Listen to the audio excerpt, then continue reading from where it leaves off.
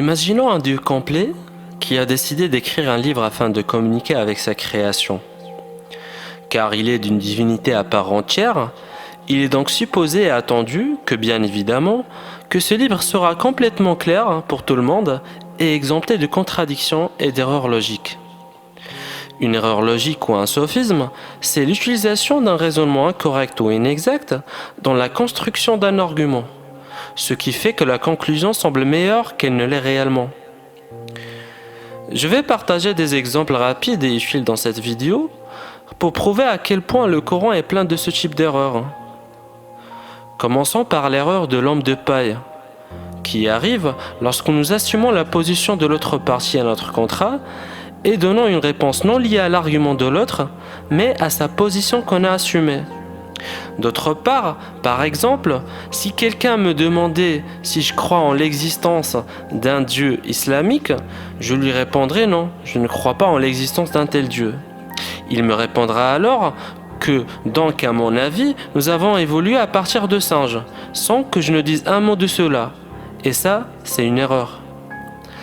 Commençons par le verset qui dit « Et même si nous ouvrions pour eux une porte du ciel et qu'ils puissent y monter, ils diraient « Vraiment nos yeux sont voilés, mais plutôt nous sommes des gens ensorcelés. » Ce verset parle des infidèles qui ont demandé des miracles à Mahomet. Comme Mahomet n'a pas pu faire des miracles comme attendu, l'argument est venu de Dieu dans cette image, qui est « Même si nous accomplissons un miracle pour vous, même si nous ouvrons une porte du ciel pour que vous puissiez voir, vous allez douter et dire que vous n'avez rien vu, ou qu'on vous a ensorcelé, et que c'est de la magie et non un miracle. » Donc voici le sophisme de l'homme de paille. Au lieu de le répandre et de sortir une évidence, voire un miracle, Dieu demande ici à Mahomet de les accuser de mots qu'ils n'ont pas prononcés. La deuxième erreur consiste à renverser la charge de la preuve.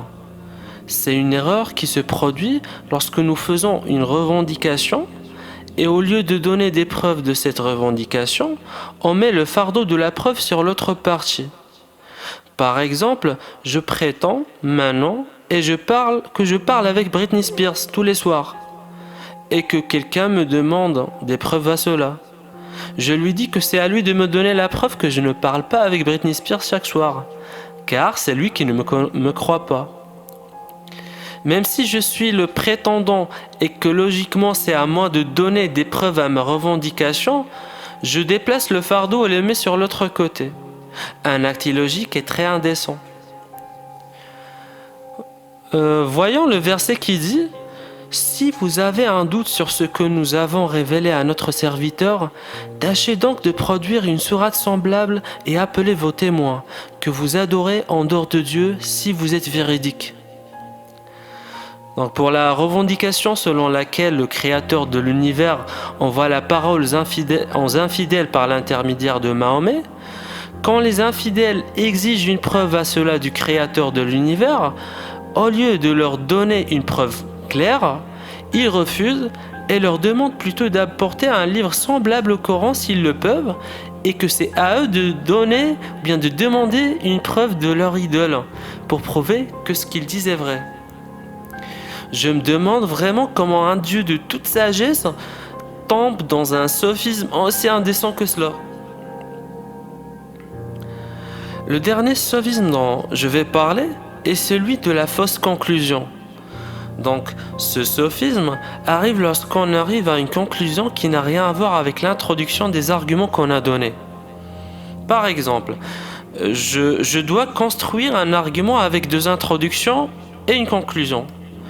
Je dirais, Friends est la meilleure série au monde. Et Joey est le meilleur acteur de cette série. La conclusion serait donc, Joey doit devenir le président des États-Unis. Ma conclusion n'a rien à voir avec mes introductions. Elle peut même être considérée comme comique. Jetons un coup d'œil sur le verset qui vient à l'occasion juste après. Juste après, tâchez donc de produire une sourate semblable. Le verset dit « Si vous ne le faites pas, et vous ne le ferez pas, prémunisez-vous alors du feu qui a pour combustible des gens et les pierres qui a été préparé pour les côté négateur. Si on met ce verset sur la même structure logique des deux introductions et une conclusion, on trouve une chose bizarre. Deux erreurs logiques dans une seule structure, qui sont les suivantes. Tâchez donc de produire une sourate semblable, et personne ne peut produire une sourate semblable. La conclusion sera donc, Dieu existe et ce Coran vient d'Allah. Donc une argumentation circulaire pour une fausse conclusion. Concernant le concept de l'unicité de Dieu, il n'y a aucune différence dans l'islam que Dieu est un et le même. La religion est monothéiste en général. Et même le Coran le confirme dans un verset qui dit « Lui est Allah, il n'y a pas d'autre Dieu que lui ». Mais en même temps, on peut lire dans de nombreux autres versets la phrase suivante « Béni soit Dieu, le meilleur des créateurs ». Le meilleur des créateurs. Comment est-il possible que Dieu soit un et un seul, mais en même temps le meilleur des créateurs? C'est là où le Coran est tombé dans la première contradiction que j'avais découvert quand j'ai commencé à l'étudier de façon critique. Bien sûr, il y a des réponses à ce sujet dans la charia islamique, et qui n'est pas du tout réussie, et que tous les chiites de l'islam ont copié-collé. Bref, c'est la suivante. Le meilleur des créateurs ici ne veut pas dire qu'il y a d'autres créateurs que Dieu. Les créateurs ici revient aux gens. C'est-à-dire si l'humain a fait une voiture, si Dieu voulait faire une voiture aussi, elle sera meilleure. Cette réponse est complètement ratée, car faire une voiture n'est pas une création divine. Mais la création divine, c'est de faire des choses à partir du néant. Et ce n'est pas le cas pour les voitures. L'humain construit à partir de matériaux préexistants et ne crée pas. Le verset qui dit « Béni soit Dieu le meilleur des créateurs » aurait pu être « Béni soit Dieu le meilleur des constructeurs ». Mais c'est ainsi que dit le verset. Et ici, nous avons une contradiction directe avec le concept de Dieu. Qu'il n'y a de Dieu que lui et en même temps le meilleur des créateurs. Parce qu'à partir de cette phrase, on n'a qu'à supposer qu'il existe d'autres créateurs. Ce verset porte deux interprétations ou justifications qui n'ont pas de troisième. Soit Allah n'est qu'un créateur parmi d'autres, il prétend être le meilleur d'entre eux.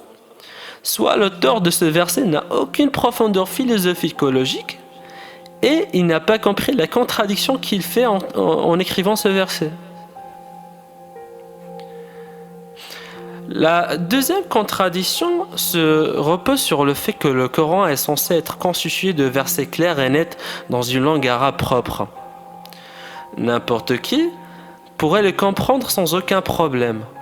Et nous avons de nombreux versets qui dépassent la vingtaine qui indiquent qu'il y a un livre clair, comme « c'est le livre au sujet duquel il n'y a aucun doute », ou bien « ce sont des versets du livre et un Coran clair », ou bien encore, ce n'est rien d'autre que le mot et un Coran clair. Et bien d'autres versets. Mais en même temps, durant la vie de Mahomet, il y avait beaucoup de désaccords sur le sens des versets et leur interprétation. Et même, il y a des versets dont personne ne connaît la vraie interprétation. Et pour leur expliquer le problème, Allah a fait descendre ce verset. C'est lui qui a fait descendre sur toi le livre.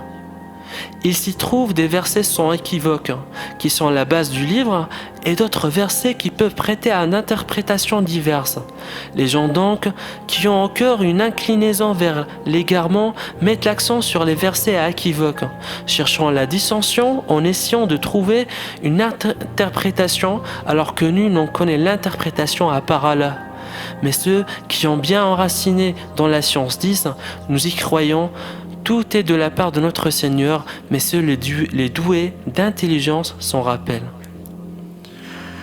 Donc ici, on peut facilement lire « Nul n'en connaît l'interprétation à part Allah », qui est une contradiction claire et nette.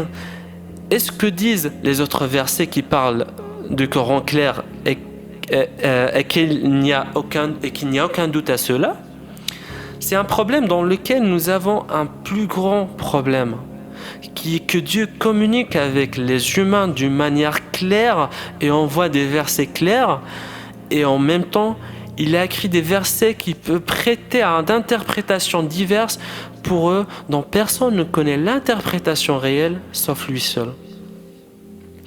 Même le messager, le prophète lui-même, ne connaissait pas l'interprétation de ces versets, car il a averti les compagnons de ne pas côtoyer les infidèles, se moquant de ces versets, et même avec les musulmans qui cherchaient à donner des interprétations à ces versets-là.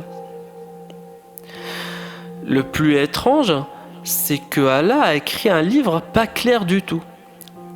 Et en même temps, il blâme les gens de ne pas suivre ces versets et que seuls les musulmans qui disent qu'ils sont sûrs que tout vient de Dieu iront au paradis. Donc les gens qui ont choisi de croire à des textes qu'ils ne comprenaient tout simplement pas et qui ne se posent pas trop de questions sont les préférés de Dieu.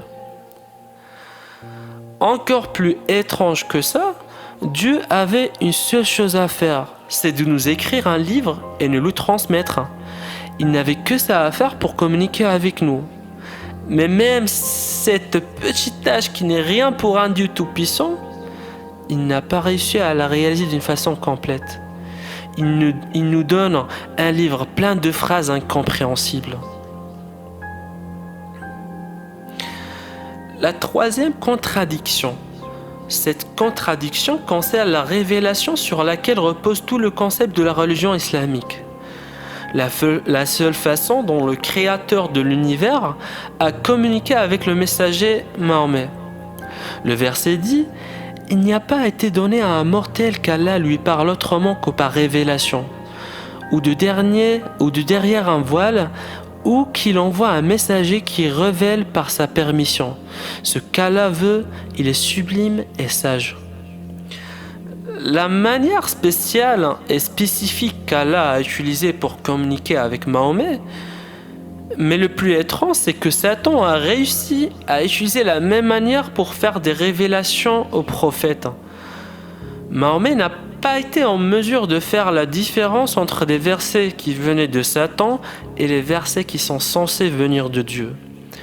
Et la chose la plus étrange est que Dieu n'a pas réussi à stopper Satan et l'a laissé donner de faux versets à Mahomet. Donc Mahomet a révélé ces faux versets. Et après cela, Dieu envoie Gabriel informer Mahomet que les versets qu'il a révélés aux musulmans n'étaient pas d'Allah. Alors Dieu change les versets que Satan a révélés. Et quelle est l'interprétation de Dieu à cela en fait ? Il dit « Et nous n'avons envoyé avant toi ni messager ni prophète sans que le diable n'interfère dans ses souhaits. Dieu enregistre ce que le diable propose et Dieu concilie de ses signes. Dieu est connaissant, sage. » Mais où sont la connaissance et la sagesse ici ? Satan a réussi à révéler des versets à Mahomet. Et Mahomet, ne connaissant pas la distinction entre les versets de Dieu et ceux venant du diable, il les a révélés. Et Dieu attend la fin de l'histoire pour corriger cela. Donc cela crée des contradictions avec plusieurs choses. Le verset qui dit que c'est Allah lui-même qui fait la révélation à Mahomet et explique même comment. Et même celui qui dit « En vérité, c'est nous qui avons fait descendre le Coran et c'est nous qui en sommes gardiens. » Donc, contradiction sur contradiction. La dernière contradiction que je vais aborder est celle de la liberté de croyance en islam. Dieu nous a donné le libre arbitre et nous avons à choisir ce que nous voulons. Donc le verset qui dit « Quiconque le veut, qu'il croit, quiconque le veut, qu'il mécroit ». Plusieurs musulmans utilisent ce verset pour dire que Dieu nous donne la liberté de choisir. Il y a même quelques-uns qui l'utilisent pour dire qu'Allah n'a aucun problème avec les mécréants. Mais n'importe qui prendra le temps de lire le verset qui vient juste après verra ce qui arrivera à ceux qui choisiront de mécroire. Nous avons préparé pour les injustes un feu dont les flammes les cernent. Il implore à boire, on les abreuvera, d'une eau comme du métal fondu brûlant le visage. Quelle mauvaise boisson et quelle détestable demeure. Ce verset, c'est comme si quelqu'un vous met un pistolet sur la tête et vous demande votre argent. Bien sûr que vous serez libre de lui donner ou pas, mais vous n'êtes pas libre de choisir votre sort si vous refusez. Encore pire que cela, ce verset rentre en contradiction avec plusieurs d'autres. Par exemple, celui qui dit « Il n'appartient nullement à une âme de croire si ce n'est avec la permission d'Allah ». Comment ça se fait que quiconque le veut qu'il croit, quiconque le veut qu'il mécroit, et en même temps il appartient nullement à une âme de croire que si c'était avec la permission d'Allah. Ou encore celle qui dit Allah égare qui il veut et il guide qui il veut. Mais elle est où la liberté du choix ici? Bref, cela ne me donne même pas plus envie de sortir ou de donner d'autres exemples parce que tout est clair. Et une autre fois, aimez avec votre cœur, mais pensez avec votre cerveau. Peace.